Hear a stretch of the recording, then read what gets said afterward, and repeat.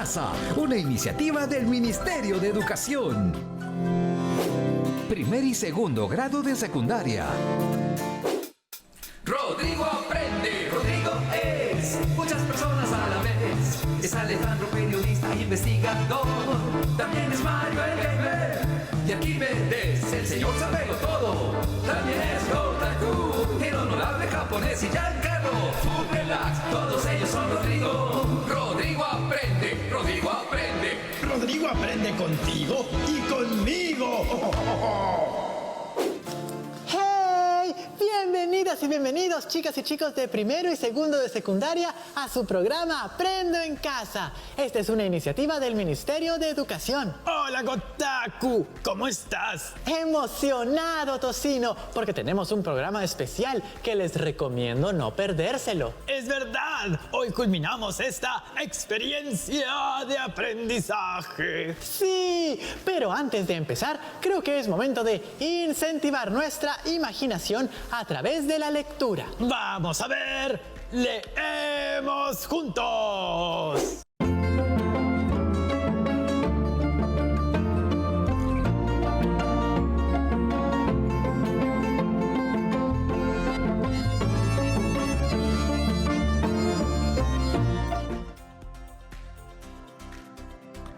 Hola chicas y chicos de primero y segundo de secundaria de todo el Perú. Bienvenidos a Leemos Juntos, donde una vez más leeremos textos que nos permitirán conocer otros mundos y personajes, identificarnos con ellos, imaginar, soñar y continuar nuestro camino como lectoras y lectores. Vaya, vaya, ¿cuántos instrumentos hay aquí? ¿Saben qué es esto? Sí, es un arpa. Escuchemos cómo suena. Parece una guitarra gigante. Este de aquí es una zampoña. Qué bonito suena este instrumento musical. Este de aquí es uno de los instrumentos que más me gusta.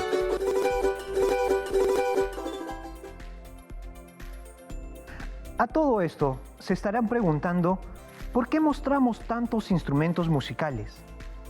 A ver, ¿quién por ahí ya se está imaginando de qué tratará el programa de hoy? ¿Será que tiene que ver con la música? Me parece que sí, ¿verdad? Este programa lo dedicaremos a la música y a todas las expresiones artísticas de nuestro país, que representa nuestra diversidad folclórica. El Perú es un país folclórico, porque aquí tenemos una gran diversidad folclórica. Las danzas, la música, las tradiciones religiosas, nuestra comida, nuestra literatura, al igual que las diferentes expresiones artísticas, se ha alimentado de esta gran diversidad que hay en nuestro territorio, en cada pueblo de la costa, la sierra y la selva. Las formas de su expresión también son consecuencia de esa diversidad, pues aquí tenemos relatos orales, cuentos cortos y largos, novelas que se escriben incluso como sagas, una infinidad de poemas, con autores famosos y otros no tanto, obras dramáticas y más. En esta oportunidad vamos a escuchar un testimonio de un artista icónico de nuestra música andina. Su nombre, Máximo Damián Guamaní.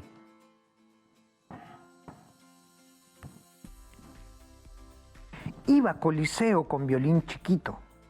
Después iba también Pampa de Amancáis. Yo iba con un conjunto de costumbres de allá. Se llama macho. Con mis paisanos me he juntado. Macho baila 4 hombres, 4 mujeres y 2 músicos. Disfrazado con el sombrero de ala de cóndor, con la sonaja, el bastón, zapato de madera pero más alto. Bailan con ese disfrazado con suecos. Se mueven al compás de la música. Y después la mujer se disfraza con su estilo de allá, con su chaquita, con su wali, el rebozo, sombrero, pañuelo y una azucena con papel multicolores. Con eso y con cascabel. Ese baila mujer 4, Así, igualito. Cantan y bailan también. Bailan contrapunto. Mujeres también bailan contrapunto. Un arpa, un violín, comencé. Ahora me recuerdo. Yo comencé tocando en Radio El Sol. José María Arguedas. Ahí había escuchado. Yo chiquito iba con violín y Pizarro Cerrón me hicieron actuar. Entonces yo tocaba bien ya y juntamos con una guitarra, con un paisano que sabía tocar guitarra. Me gustaba, pues. 5 de la mañana ya está yendo todos los días al Radio El Sol para tocar. Me ha gustado, todos los días iba. Entonces de ahí Pizarro Cerrón me avisó. Quieren que yo vaya a tocar Pampa de Amancáis. Por eso yo he llevado ese macho. Macho baila con compás de la música. Mujer canta, sí. Huailía se llama mujer. Ella canta y el macho baila. Este es un fragmento del testimonio que relata don Máximo Damián Guamaní, artista yacuchano que llevó nuestra música por todo el mundo haciendo uso de su instrumento musical favorito, el violín. En este testimonio hemos sido testigos de cómo un artista empezó su camino al éxito. Además, describe las formas en que con su música hacía que la gente lo reconozca a él, además de hacer bailar a las parejas del macho. Me quedé imaginando cómo es este baile. La mujer canta mientras el varón baila al ritmo de la música. Si hay algo que tienen los testimonios, es el realismo de las historias. Estos testimonios son como los escritos de los diarios. Por lo general, son sucesos que sus autores han vivido. Es el relato de lo vivido. Don Máximo Damián Guamaní, un artista que vivió con la música de su tierra desde siempre. A través de este testimonio, no solo hemos podido conocer los inicios de su fructífera trayectoria, sino también su estilo oral, es decir, la palabra hablada, no escrita. Es el lenguaje que para muchos es incluso más potente que la representación escrita. Todo ello, en la práctica, es parte de nuestro folclore. Que este día sea una razón para celebrar y sentirnos orgullosos de nuestro país y su diversidad cultural. Los invito a elaborar una lista musical en la que estén incluidas las canciones que más le gusta escuchar o bailar a tu familia. Este reto lo pueden hacer también junto a sus familiares. Nos vemos pronto, aquí en Leemos Juntos. Tengo una idea, Gotaku. Como este es el último programa de esta experiencia de aprendizaje, veamos lo que los estudiantes quieren decirnos sobre el sistema inmunológico. ¡Hey! Esa idea me sube el ki de la emoción, Tocino. ¿Por qué es importante fortalecer nuestro sistema inmunológico? Sí es importante fortalecer el sistema inmunológico, ya que nos ayuda a combatir bacterias, virus o enfermedades que entran a nuestro cuerpo. Cuando hay una señal de que entra una de estas a nuestro cuerpo, el sistema inmunológico se multiplica para así evitar enfermarnos. Es muy importante fortalecer el sistema inmunológico y así evitaremos muchas enfermedades y creceremos de una manera sana, con ganas de estudiar, hacer deporte, bailar, entre muchas cosas, y seremos unos adolescentes felices. Gracias por sus respuestas. ¡Me encantaron! Recuerdo que iniciamos preguntándonos cómo estar protegidos ante posibles enfermedades. Claro, el reto de esta experiencia fue responder a la pregunta sobre ¿cómo podríamos fortalecer nuestro sistema inmunológico aprovechando en forma sostenible los recursos que se encuentran en el ambiente? Y para responder a este reto, pensamos en elaborar recomendaciones sobre cómo fortalecer nuestro sistema inmunológico, aprovechando en forma sostenible los recursos que se encuentran en el ambiente. ¿Y cómo lo haremos? Este es un buen momento para presentar a alguien que nos acompañará en el programa de hoy. ¿Está por allí, profesora Felicitas Espino? Hola Gotaku, hola Tocino y hola a todas y todos los estudiantes que nos acompañan el día de hoy. Profesora Felicitas, Tocino preguntaba cómo escribiremos recomendaciones para fortalecer nuestro sistema inmunológico. Entonces empecemos. En este programa se brindarán orientaciones sobre cómo escribir estas recomendaciones y de qué manera publicarlas en una cartilla. ¿Qué es una recomendación y cómo se escribe una? Según la Real Academia Española, la palabra recomendar tiene varios significados. Una de estas dice así: aconsejar algo a alguien para bien suyo. Una vez en el colegio yo no sabía cómo realizar una exposición porque me ponía muy nervioso y esto hacía que me olvidara lo que tenía que decir. Le pedí consejo a mi profesora. ¿Qué puedo hacer para realizar una exposición sin que me ponga nervioso ni me olvide lo que debo decir? Ella me dio algunos consejos y algunas recomendaciones. Las recomendaciones se encuentran presentes en la vida cotidiana. Cuando llamamos a mamá, a papá o a un familiar a pedir consejos sobre cómo cocinar algo o también a una amiga o amigo para saber cómo hacer una tarea. Ya entiendo. Una recomendación se refiere a una acción concreta que se le sugiere a alguien para que logre algún propósito en concreto. Espere, profesora Felicitas, ¿y cómo se escribe una recomendación? Tengo una idea, Gotaku. ¿Por qué no nos cuentas qué te dijo tu profesora para tomarlo como ejemplo? ¡Gran idea, profesora! Me dijo, ensaya lo que vas a decir varias veces frente a un espejo. Eso es una gran recomendación para alguien que necesita exponer. Yo también lo haré para no tener nervios y presentar mis ideas claras cuando llegue el momento. Una recomendación puede ser comprendida como un consejo que se le da a alguien. Para escribir recomendaciones claras que se comprendan con facilidad. Esta debe ser una oración breve y que mencione una acción concreta y realizable.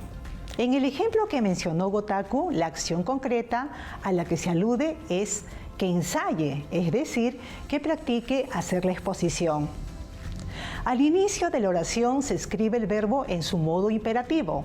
Esto es un modo que expresa un mandato, ruego, exhortación. Algunas formas imperativas son estas: juega, duerme, levanta, limpia, etc.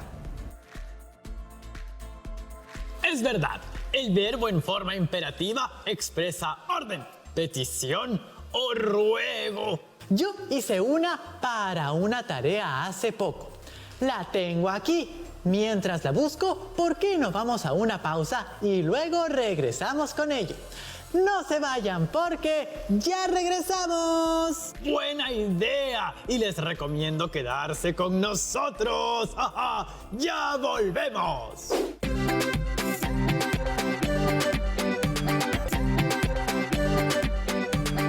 Y bienvenidos de vuelta, chicas y chicos de primero y segundo de secundaria.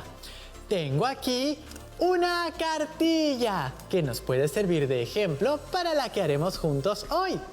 En este caso tenemos una cartilla de 4 páginas donde se brindan algunas recomendaciones ante emergencias durante la fiesta de Semana Santa. Una cartilla de recomendaciones tiene 3 partes. El inicio, donde se escribe el título, los datos informativos y una breve presentación para explicar o justificar su sentido. En el ejemplo se puede ver de esta manera. En la primera página se ha colocado el título, el subtítulo y algunos datos informativos sobre quiénes son los autores de la misma. Asimismo, al inicio de la página 2 se ha escrito una presentación de la cartilla bajo el subtítulo de antecedentes. Las pautas son donde se escriben las recomendaciones, las que a veces llevan subtítulos.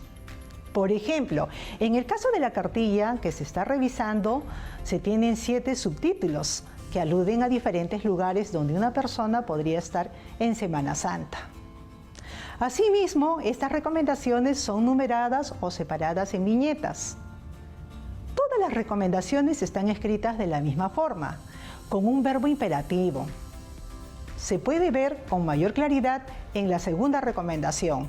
Evita el tumulto y ubícate en las áreas libres o con menor cantidad de personas. En este caso, la recomendación incluye dos verbos en su modo imperativo: evita y ubícate.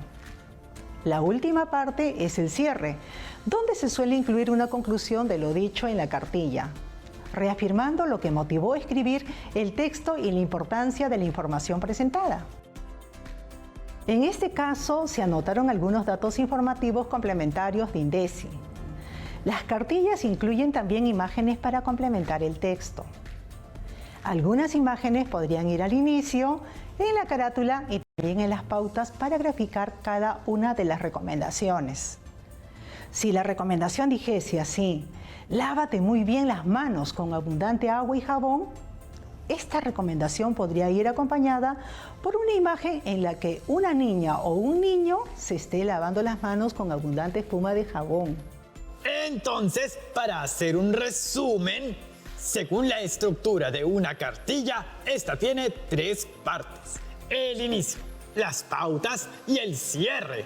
En el inicio se incluye el título, algunos datos informativos y se explica para qué se escribe el texto. Es decir, se explica la importancia de la cartilla.